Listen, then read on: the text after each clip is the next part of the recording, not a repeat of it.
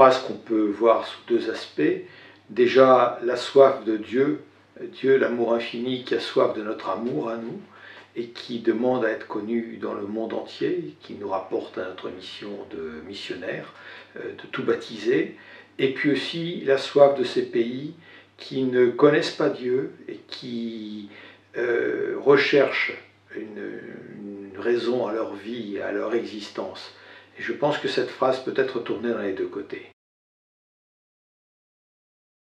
Dans le diocèse, ça se décline par, d'une part, l'animation des prières pendant toute la semaine missionnaire, une chaîne de prières le samedi 20 de toutes les communautés religieuses sur le diocèse, pour avoir en permanence un soutien pour nos frères missionnaires qui sont dans le monde entier.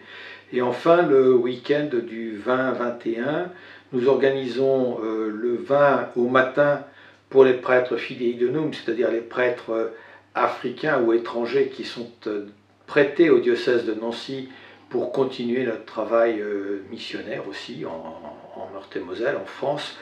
Pour ces prêtres-là, nous organisons une réunion de partage, d'information et conviviale le matin, un repas, nous partageons ensemble, et l'après-midi sera l'occasion d'avoir une conférence à laquelle participera deux prêtres. Alors, le père Ndoimana, qui est resté sur notre diocèse et qui connaît bien, peut certainement nous donner son point de vue de la soif de Dieu qu'il peut y avoir en France et de la façon dont il voit que l'on pourrait annoncer la foi, la bonne parole à nos frères français et de notre diocèse.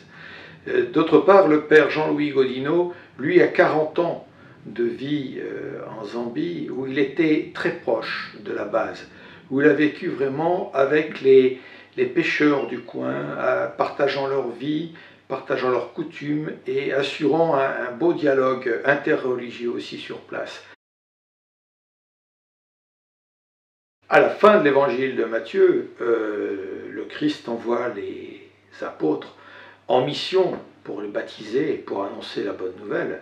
Nous sommes maintenant les disciples et les apôtres. Nous avons, nous aussi, à annoncer cette bonne nouvelle dans le monde.